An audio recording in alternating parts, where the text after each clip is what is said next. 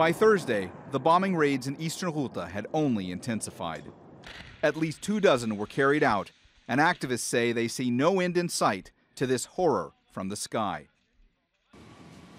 The night before, fires in the town of Ma'arat al-Nu'man, the target of dozens of airstrikes. That's despite it being in the northeastern province of Idlib, a rebel-held area in one of Syria's so-called de-escalation zones whose borders were agreed to by Russia, Turkey, and Iran.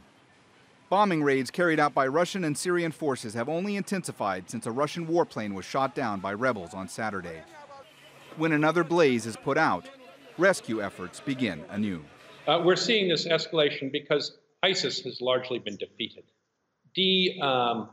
Zones were marked out around Syria of de-escalation, while the United States and Russia were interested in destroying ISIS. Now that ISIS has largely been destroyed, these de-escalation zones have become up for grabs. We see Turkey rushing in to grab Afrin in the north.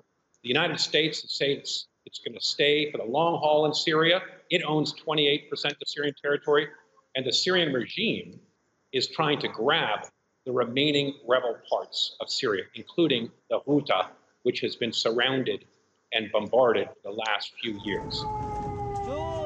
Eastern Ghouta, near Syria's capital, Damascus, is also still in the hands of rebels, and like Idlib, is also under intense bombardment. Dozens of men, women, and children have been killed in the last 4 days. Many residents believe pro-government forces are pushing for a decisive outcome to the war in Syria. While the United Nations has called for a month-long truce to evacuate the wounded, that appeal hasn't made a difference. Even for those accustomed to the carnage of this seemingly endless conflict, this most recent bombardment has been terrifying. Mohammed, Jamjoom, Al Jazeera.